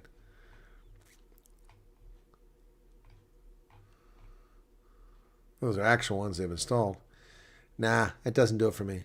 That doesn't do it for me. Anyway, you can get those things all over the place. Love the double story. I don't like ranch single story houses. Not my cup of tea. So let's see. Let me go back all the way to. Well, take me back there. Log Cabins, Pennsylvania. Okay, so let's check out Lancaster Log Cabins. Okay, Lancaster Log Cabins website. Here we go. That's driving distance for me. Ooh, let's see. Pre-assembled and turnkey cabins on wheels. Interesting. Log and modern park models. Okay. 100% solid log timber. Rustic appeal, 50 years plus of durability. Ooh, let's see what we got here. Models and pricing. Okay, let's try log park. Those are tiny, man. These are too small. This is like something you want to put on a place for the summertime hangout. Okay, models, modern cabins. Christine just subscribed. Thank you for that. That actually looks interesting there. The Scandinavian Sierra cabin, $99,000. Let's see what we get for $100,000. Not a lot. Looks nice, but $100,000, man. I'd build my own damn place. Glamping pods. Yeah, let's see. There you go. 21,900. Now we're talking. There you go. You can just put that out in the woods and just hang out, man. A-frame, 21,900. Here's one's 29,000. The one-roomer cabin. Let's check that out. Okay. There you go. One-roomer cabin.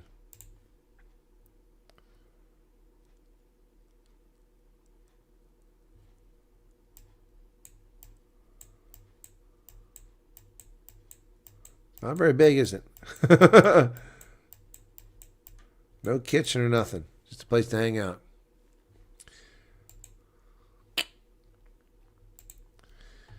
All right, let's see what else got here. Stock cabins for sale. These are ones already built. They just move them out and plop them down. $86,000. A-frame, $23,000. Anyway, yeah, so there you go. That's a dream cab. Here in Washington State, people convert vintage school buses into RVs. Yep, I've seen that before too. Lovely home. Okay. Okay. I was going to buy some land and build a log cabin on it. Never did, but that's okay. Well, Idaho Garden Girl, it's never too late. Never too late. You can find people that sell cabins in your state. So there's 3 of them around me that sell these log cabins, but they're not very big. So cozy cabins. I haven't tried them yet.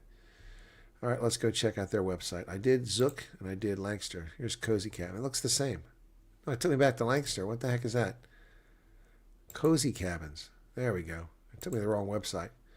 Okay, here. Ooh, wait a second. This looks like something that Longmire, Walt Longmire would have. Now we're talking, man. Check it out. Look at this. Yeah, I like that. This is like South Africa, that fire pit. That looks like South Africa. Yeah. Cabin since 1977. Modular log homes, prefab cabin.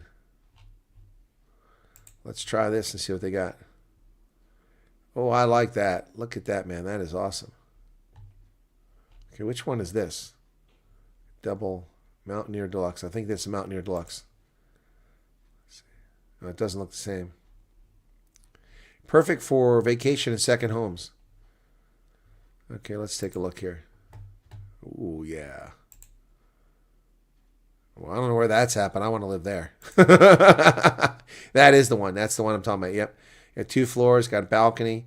Just got to put some of those flower pots like the... Oh, look at that. I want that house right there. I want to live right there. I want to live like Walt Longmire. Look at that, man. You got a garage up back. Yeah, that is sweet. Look at that living room. There's a wood stove in the corner.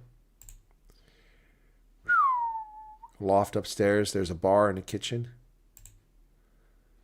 Looky. That is nice, man. Oh, and there's a deer mounted on the wall. I like all those windows to look outside. That is so cool. Couldn't do that in South Africa. There's another wood stove. Oh, I like the stone. Look at the stone going up the wall. That is awesome. That's your fireplace. That frickin' rocks. I don't like that color though. It kind of looks like Lincoln logs. I like the deck though. There you go. Wow, that was pretty cool. How many billions of dollars do I need for that place?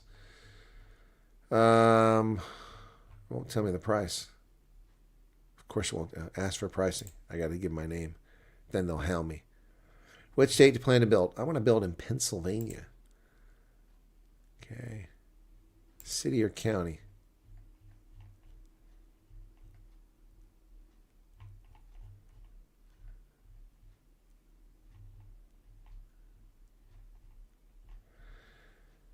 Oh, come on.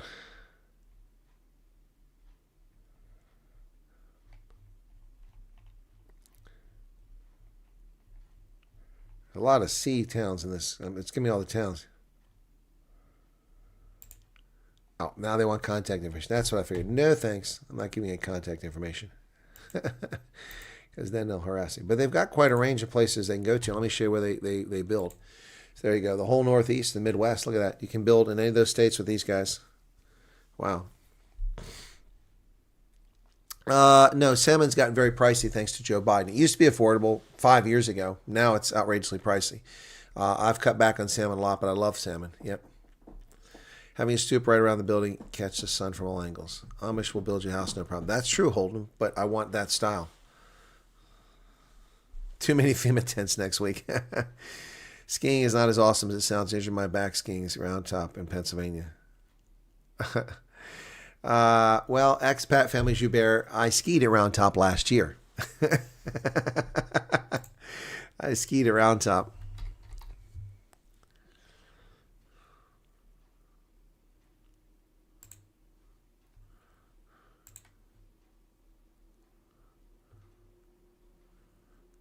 This is me skiing at Round Top. Well, I'm knackered. Last time I skied was New Zealand for the Rugby World Cup in 2011. That must have been September, maybe early October. Yeah, September. Yeah, September of 2011. Oof. 2014's 13 years. About 13 years and a few months. Yeah, no spring chicken anymore either. But I'll tell you what, 16 runs, and it started out inauspiciously. The first 30 feet, I fell, and it was on that bad hip. I had a hard time getting back up. I had to pop my binding so that I could get up, so I couldn't lift myself with ski on. And I went about another 20 feet and wiped out again. But that was it. I did 15 runs and 85% of that first run without falling again. I hit the intermediate slopes, and by the last couple, I was back in form. But I'm knackered, tired. I'm going to pay for this tomorrow. I'll be very sore. But anyway, hey. You only live once, right? Unless you're Shirley MacLaine or a Buddhist. At least that's what I hear. Cheers up, buddy. Have a good evening. Be safe. So that was at Round Top. That was at Round Top. Yep, that was at Round Top early this year. And I have a ski pass again. So I better get my skiing in before I get a replacement hip, because that'll end that. How's winter? It's fine here. It hasn't really hit yet. So just a little chilly, but no snow yet. Living lake, catching fish. Okay, let's see. That damn man in the mirror is saying it's time. Okay, you got to go. All right, cool. Well, I've stayed longer than I intended to. Ice skating, speed skating, session. Steve fella clipped my skate, sent me careening the sides. Double vision. Oh my goodness, shame. Jeremy's in from Indonesia. There's no skiing there. So my time taking photos, that'll be just great for me. Yeah, this one got 3,600 views. The first day it got 1,000, and then it just took off, and it got 3,000. It just jumped the next day. Whoops. Yes, yeah, so that was pretty cool. So that was my short. Yep.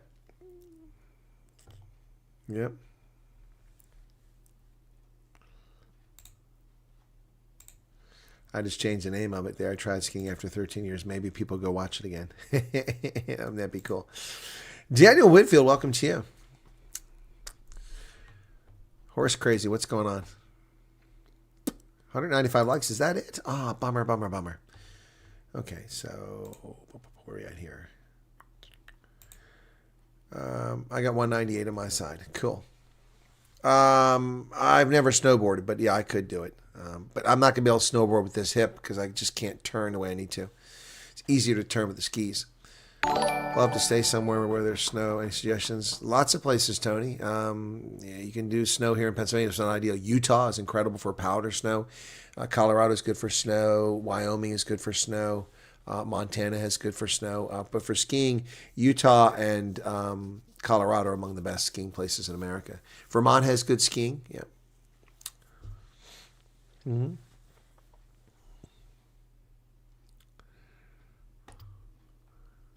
All right, cool. Okay, guys. Skiing is not as awesome. No, skiing is amazing, man. It's awesome. I used to ski a lot. I didn't ski from 2011 until 2024. I skied again 13 years. little over 13 years, and I got right back on the slopes. Like I said, the first time I fell, not because I hadn't skied some, but because my leg was so weak. Because of the hip and the injury, this leg was weak, and I had a hard time turning, and it was very awkward. Now that I know what the problem is, it'll make it easier for me. I understand what I can and can't do. Yeah, so I'll probably go skiing a few times before I get the hip replaced. If I do the hip replacement. Yeah, still can't get my head around. What's this? Hey, Pig Daddy. Johan van Tonde, hello to you. You're welcome. My pleasure showing around. Classic snow sled seems low impact. Yeah, but skiing is much more fun. Man, I was going down those slopes just flying. If you've been round top, expat family Joubert, you know it's not a major. They've got a black run there, but I didn't do the black run. I did the intermediate run. And I did fine. So, it's nice. The runs are kind of short. I mean, in Austria, man, I go down a hill. You're going down for a while. It's awesome. You got Zellamsee. You got so many incredible places to ski in Austria, Innsbruck. But Zellamsee is nice. I skied in the Alps in Birch's Garden, and also Garmisch. Yeah. So yeah, pretty cool.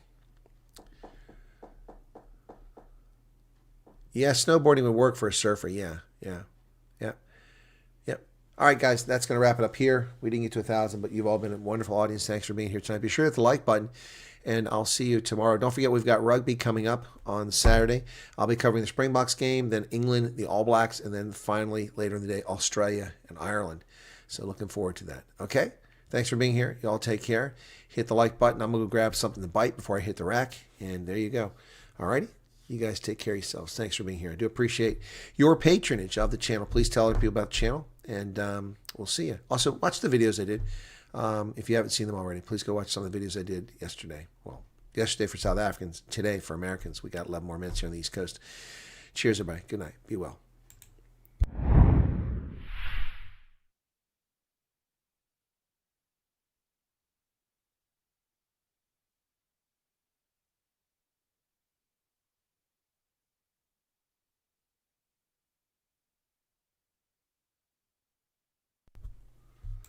By the way, some people think that I put that, Wyatt Army up as some sort of, self thing. It's not. For those of you who are OGs, you know why that's there.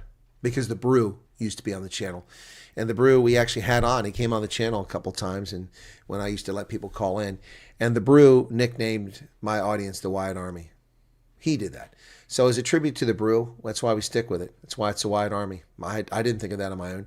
It's not because I envision myself as some great commander of an army, but it's because of the Brew. And we remember people. All right. So, and that's an honor to the Brew. So he was from KZN, and the COVID got him. All right, guys, take care.